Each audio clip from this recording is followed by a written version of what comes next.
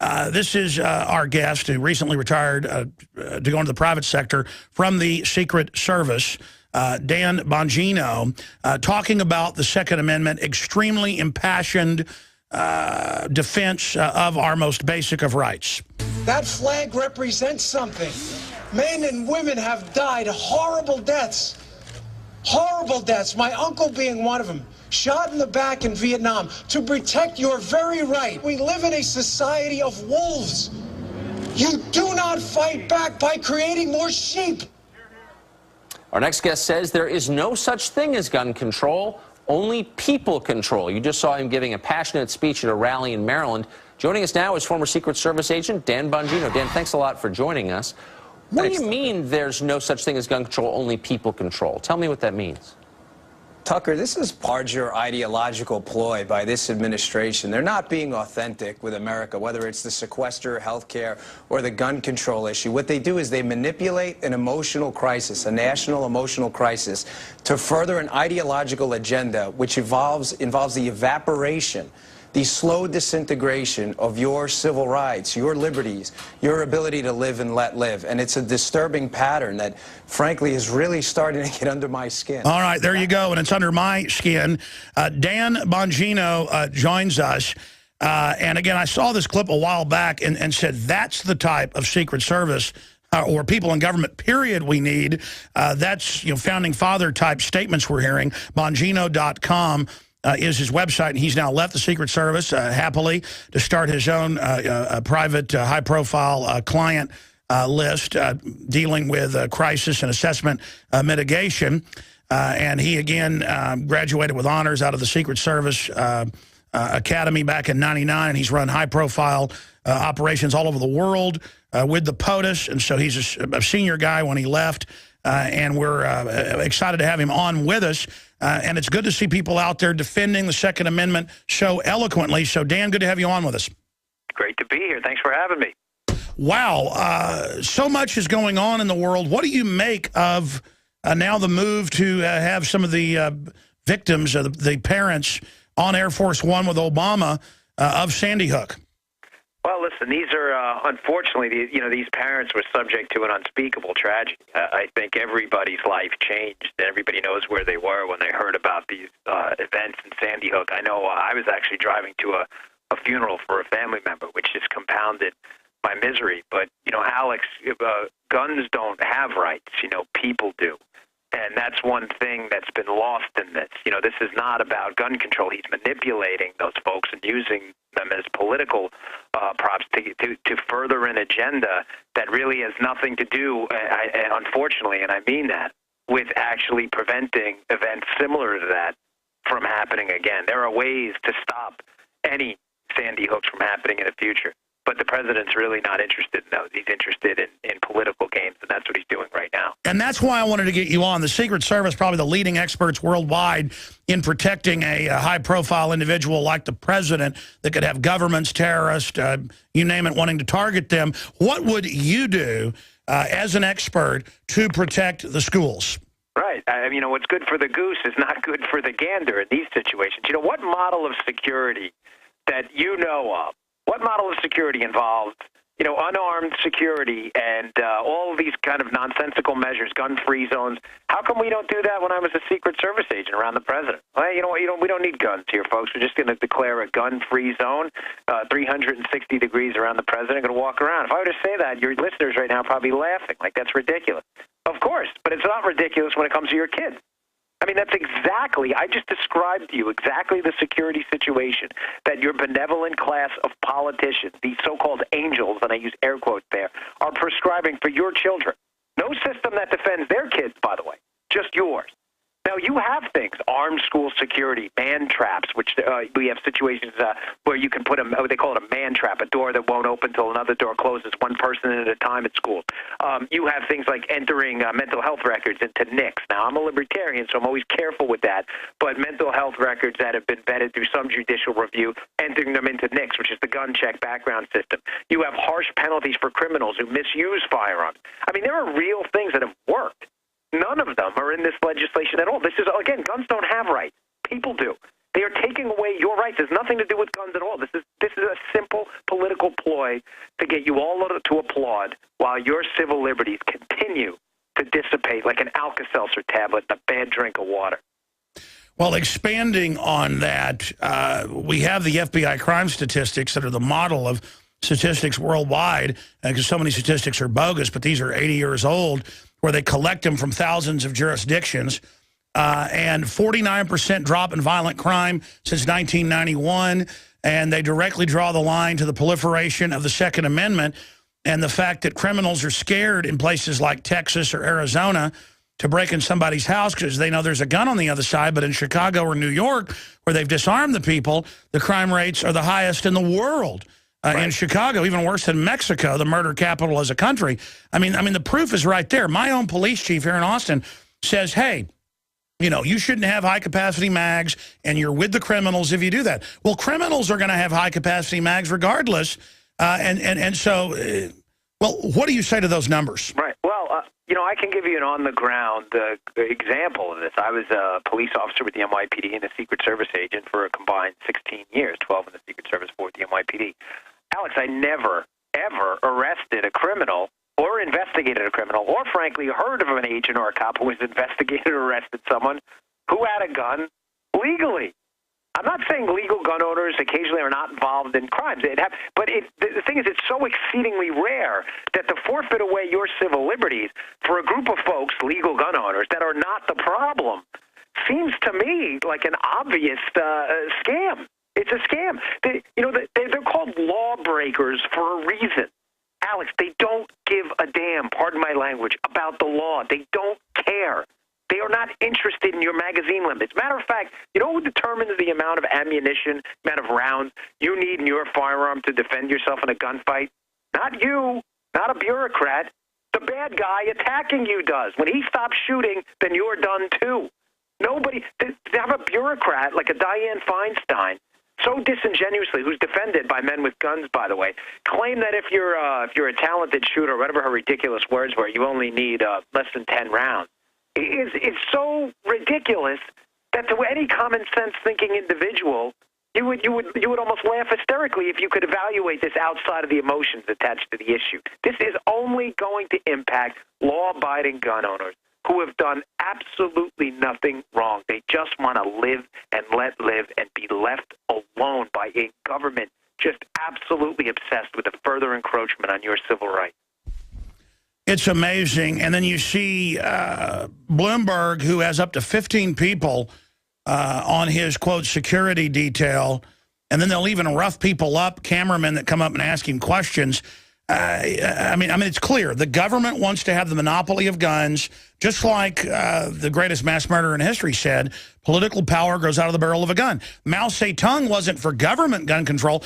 What do you make, and again, he was a senior Secret Service agent when he retired to go into private security practice. Dan Bongino joins us. What made you leave the Secret Service and decide to go into the private sector?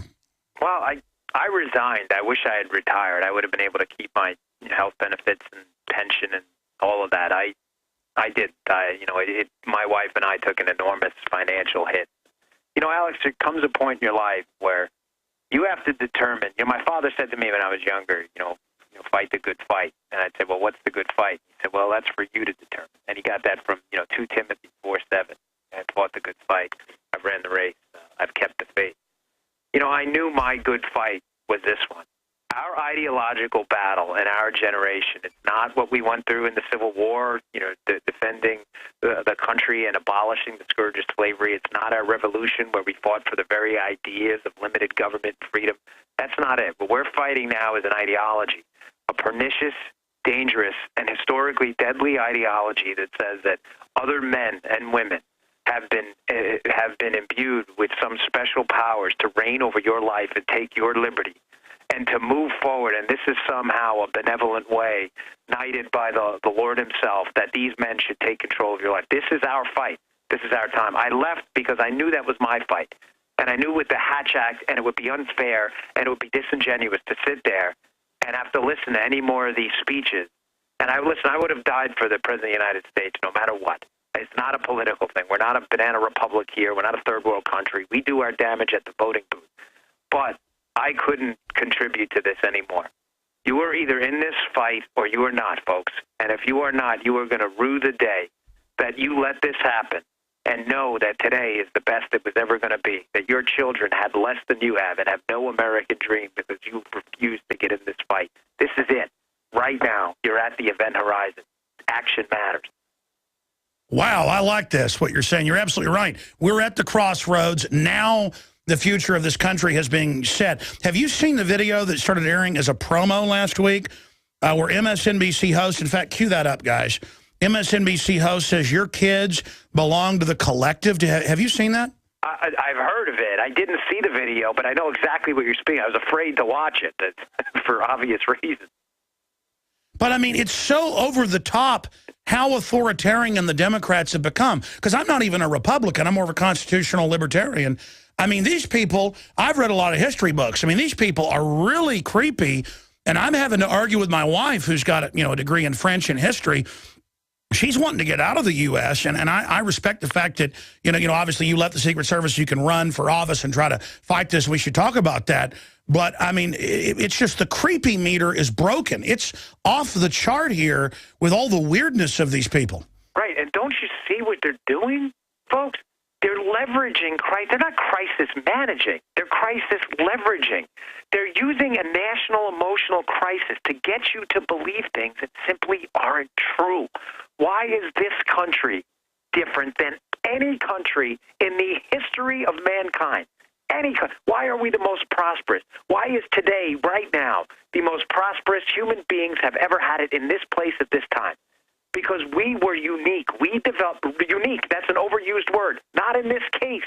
Men sat down and developed that piece of paper, that Constitution, which for the first time in human history, the side that won in a battle decided not to take more power, but to limit their power. They realized that the real power was in the hearts of individual men, not of government ruling over them. It was such a unique situation. It was unheard of that we had won this revolution, and the men who had led it didn't draw up a constitution that made them monarchs and kings and aristocrats. It made them civil servants. It made them servants to the people. That's what made They tried to make George Washington king, and he got really angry. Right, he left. What is it what King George said after he stepped down after his second term, although he could have ran, and you and I know this, Alex, he could have ran 4 more times and won each time. He said, if this is true, he must be the greatest man who ever lived. These men understood the danger of losing your liberty, your real liberty, something you can put teeth in, your economic liberty, your money, your healthcare liberty. Well, look, they demonize America all day looking at our problems, but if you look at other cultures, it's been the best, and liberty created so much wealth that now a bunch of spoiled brat collectivists who don't dream of building their own world, their own creation, they dream of making us be their slaves, and so the bigger the government gets, the more power they have. Let's play the clip of the MSNBC host in a promo, Melissa Harris Perry, saying your kids belong to the collective, and folks, they mean to the state. Here it is. We have never invested as much in public education as we should have because we've always had kind of a private notion of children. Your kid is yours and totally your responsibility. We haven't had a very collective notion of these are our children. So part of it is we have to break through our kind of private idea that kids belong to their parents or kids belong to their families and recognize that kids belong to whole communities. Once it's everybody's responsibility and not just the households, then we start making better investments. Dan, what'd you make of that? What human being on the planet, the real question for any of your listeners who may be on the other side of the political fence, what human being on the planet cares about your children more than you do? What? The answer is none. There is no way that is true. There is no collective. There are groups of human beings who live in this land at this time right now under this governing system. Alex, there is no collective. There's no collective mind. There's no collective money. It's individual money taken by people. There is no collective heart or mind that cares about your kids either. Well, statistically, the government is 5 to 7 times more likely to abuse children than any other group. That's the Justice Department's own numbers. I mean, this is the worst group to give kids to. Look at North Korea. Look at Nazi Germany. I know you know all this. I want to come back and talk about how we take this country back and what you're doing over there on your website. Very, very interesting site. We'll give that address out to all of the viewers and the listeners, Bongino.com. Very exciting to see libertarian constitutionalists like yourself out there speaking out and running for office.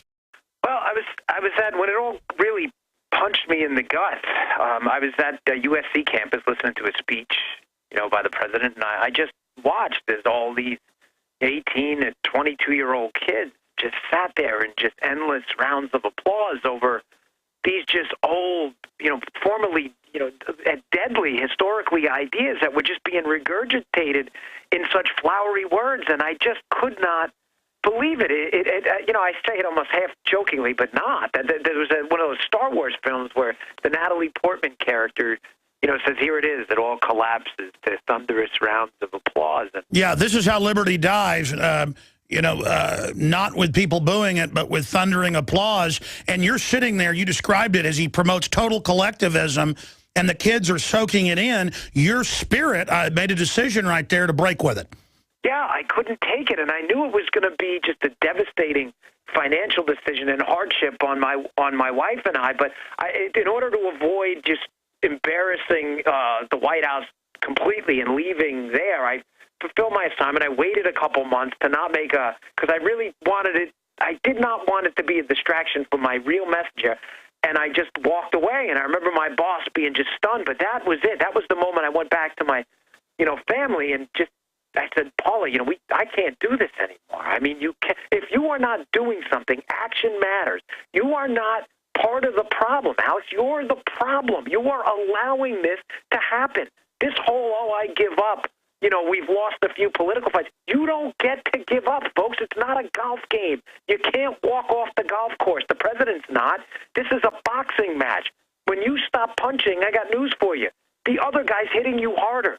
You don't have a choice. This is your fight. That's right. People think, it's work to fight evil. Folks, total authoritarianism is taking over. Okay, that's the way it always works. They're not going to give up, and if we just stood up, we'd beat them. That's why it's very exciting that you're going to run for a statewide office in Maryland. And do you have children? I have 2 daughters, yeah. Well, I have 2 daughters and a son. And let me tell you, it's beyond anger. It's beyond disgust. It's love. But the feelings I have when I look at them and I think of how corrupt this system is, it is a feeling of determination to stand against this evil. Yeah, I mean, how are we going to look our kids in the eye and say, Isabel, that's my daughter, this is the best it's ever going to be? Daddy stole away your American dream because we had a so-called save, and I use that term loosely at best, save our economy now. We couldn't deal with 6 months of economic hardship for continued prosperity. We had to steal away this is the best car you're ever going to drive in. This is the nicest home you're ever going to live in. This is the finest food you're ever going to eat. This is it today. And you're going to have TSA grab all over you when it's all theater. Right, you're going to have drones watching you in a Starbucks. The president's AG couldn't even answer the question that if you're in a Starbucks with your kid on United States, on our country. I've got to ask you this. What do you make of the 2 billion bullets they're buying, the armored vehicles, all that craziness? The fact that they won't answer the question is more disturbing than anything. I mean, they create their own paranoia. What do they need that for? Just answer the question. It's our money. Our tax dollars. Why in a recession would you need that? I find it ironic they put out a release saying they were cutting all this training because of the sequester. Well, what are you doing with the bullets then if you don't need them for? I don't understand. They're trying to drop the supply. Yeah, I think it's an economic battle against law-abiding firearm owners who, if you can't get the ammo, it's not the gun that does the damage. It's the bullet. When people can follow you on Facebook by going to Bongino.com and everywhere else. Promise to come back on in a few weeks after you've announced tomorrow. Will do, Alex. Thanks for the time. All right, I'll say bye to you in the break. Wow. I like that guy.